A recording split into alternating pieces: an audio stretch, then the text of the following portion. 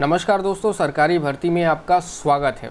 जैसा कि आपको स्क्रीन पे दिख रहा होगा, आज हम बात करने वाले हैं इंग्लिश सिलेबस के बारे में। मतलब इलाहाबाद आर ओ या फिर सीए का जो एग्ज़ाम होगा उसमें इंग्लिश का सिलेबस क्या होगा। तो चलिए थोड़ा सा इसको बड़ा कर देते हैं हम। ये पावर पॉइंट में मैंने बनाया है, जैसा दिख ही रहा होगा आपको, तो मैं इसको थोड़ा सा बड़ा करके दिखा देता हूँ। ओके, अब सही लग रहा है। तो भैया इसी से पूछे जाएंगे, इसी जो है इसका पूरा स्टेप बाय स्टेप जो है मैंने एक सिलेबस बना दिया है प्रॉपर। देखिए प्रश्न जो है इसी से ही पूछे जाएंगे।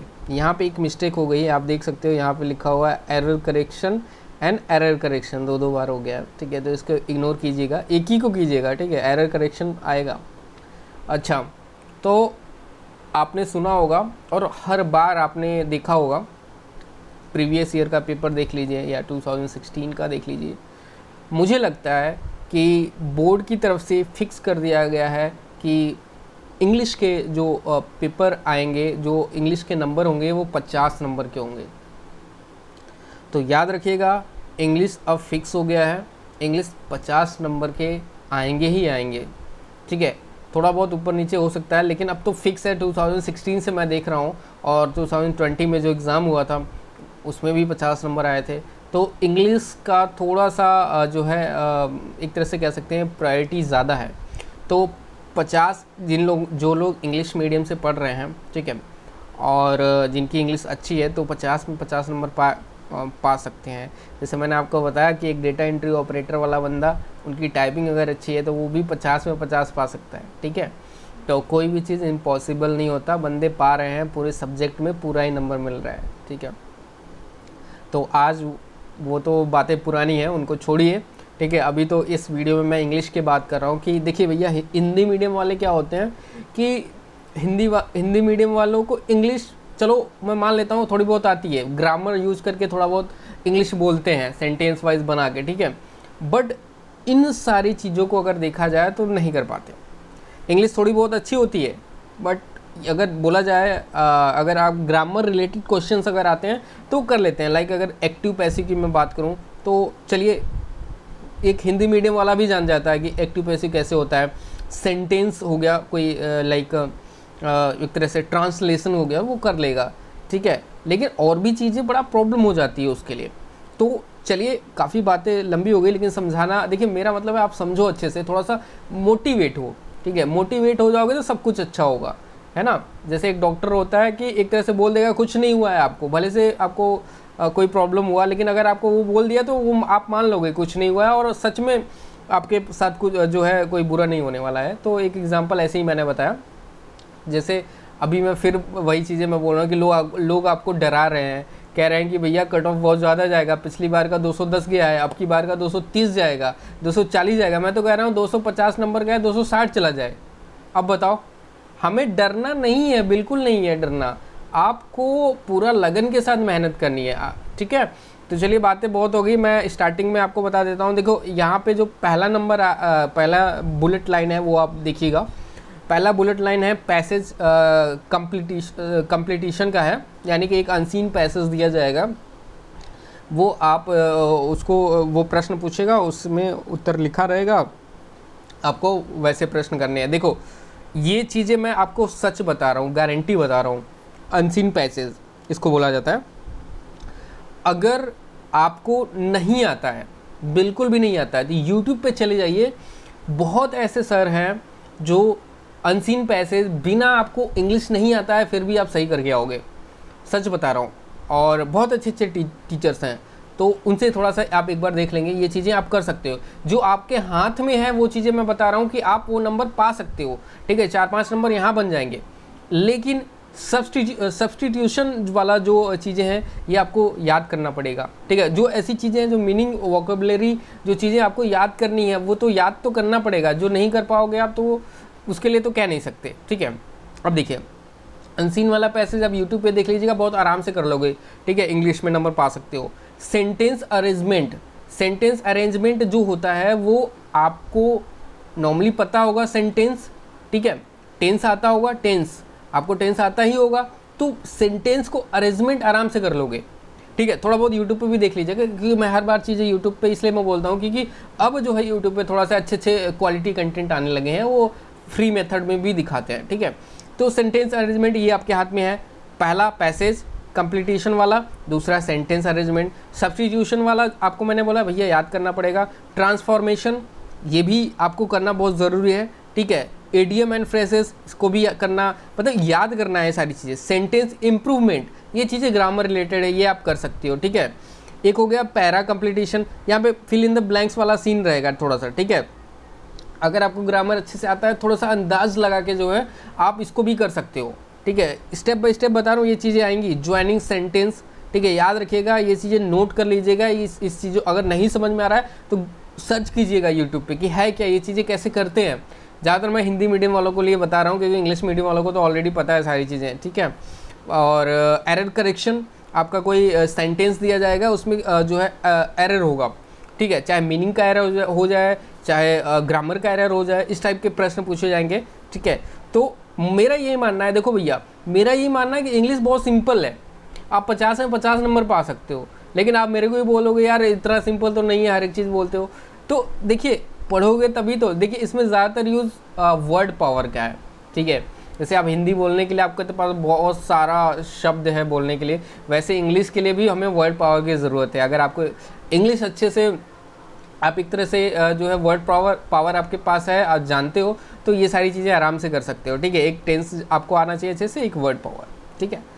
एरर करेक्शन के लिए वही मैंने बता दिया। और जैसे सिनोनिम्स, एंटोनियम्स, ये उल्टा पुल्टा जैसे होता है, इसका विपरीत अर्थ, इसका जो है समानांतर अर्थ, तो ये चीज़ें जो है आपको एंटोनियम सिनोनिम्स याद करना होगा। ईडियम मतलब एक कहावतें जो होती हैं ना, कहाँ राजा भोज कहाँ गंगू तेली, हमको तो याद है ये सारी चीज़ें हिंदी में, लेकिन इंग्लिश वाली क्या होती है, तो भैया ईडियम्स आपको अच्छे से आने चाहिए, ईडियम्स एंड फ्रेजेस, ठीक है। वो पूछ देगा, इसको भी एक जो है कहावत लिख देगा, उसमें जो है आपको क्या बोलेगा कि इसमें आगे क्या वर्ड होना चाहिए, ठीक है, थोड़ा fill in the blank type का दे देगा, या फिर कुछ और दे देगा बिना के। तो ये सारी चीज़ें आपको याद होनी चाहिए, एडियम्स, ठीक है। उसका पैराग्राफ आपको याद होगा तो आप आराम से कर ले जाओगे, ठीक है।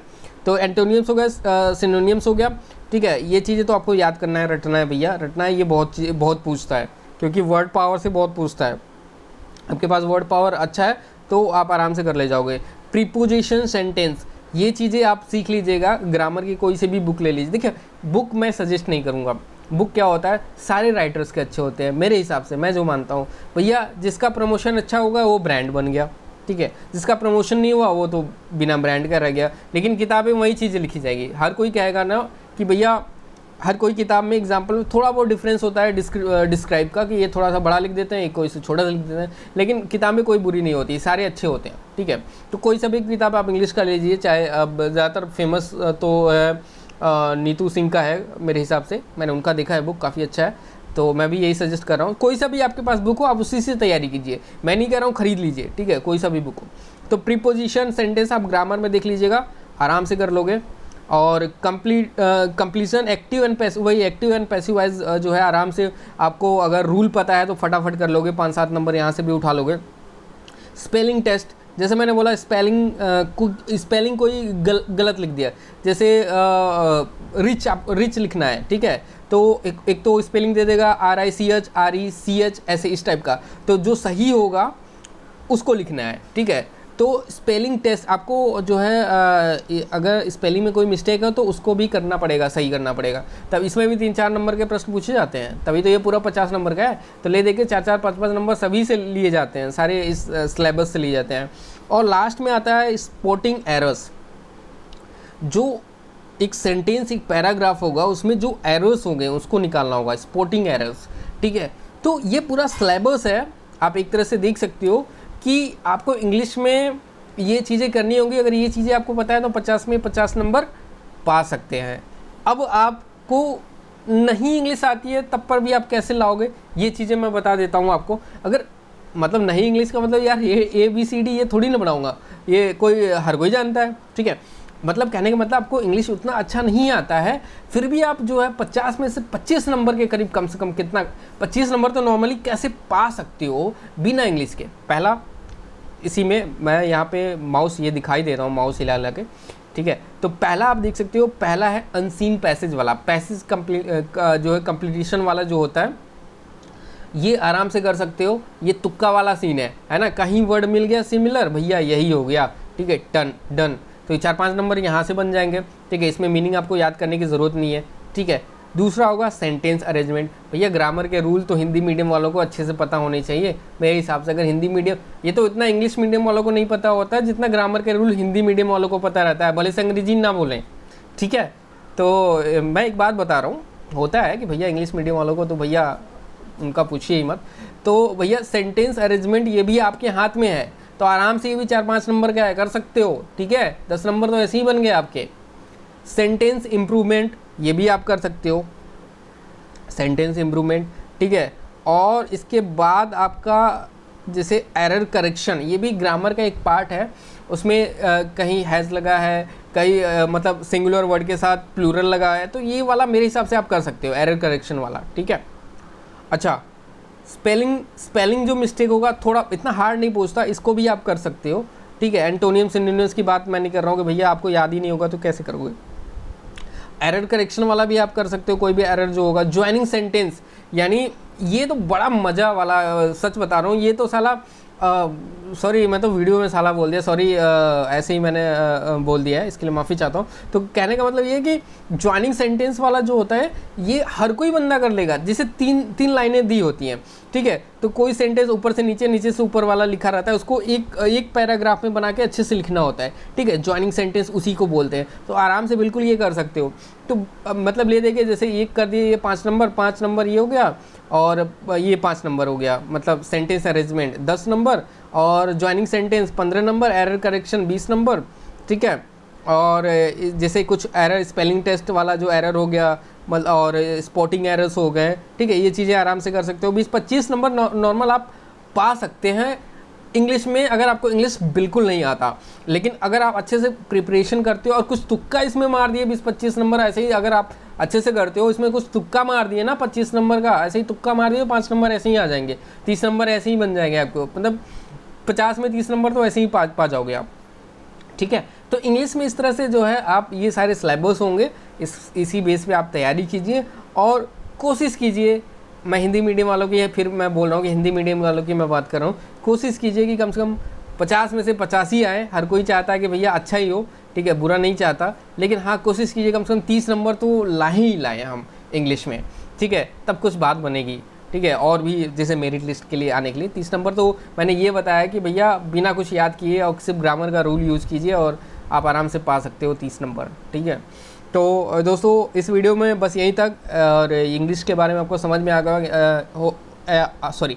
आया होगा कि इंग्लिश सिलेबस में क्या क्या चीज़ें होती हैं और हमें कैसे पढ़ना है, और अच्छे से तैयारी कीजिए। और होपफुली मैं उम्मीद करता हूँ कि जो बच्चे अच्छे से तैयारी करेंगे और बिल्कुल उनको सक्सेस मिलेगी, ठीक है।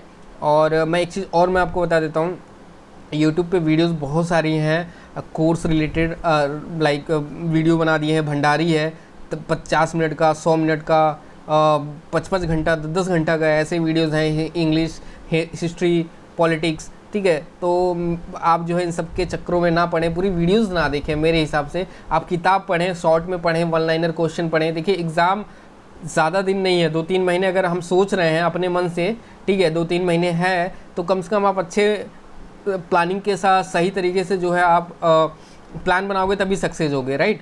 तो जो है आप किताब, जो है आपके पास जो किताबें हैं उसको फटाफट पढ़िए, रिवीजन कीजिए उसको, 1 लाइनर क्वेश्चन ज़्यादातर देखिए, ऑब्जेक्टिकल क्वेश्चन फटाफट हल कीजिए। अगर वीडियो देखने जाओगे तो 5 मिनट तो ऐसे ही ले लेगा कि भैया जो है ताजमहल कहाँ है, 5 मिनट ऐसे ही बता देगा, जो कि 1 मिनट का 10 सेकंड का काम है ना।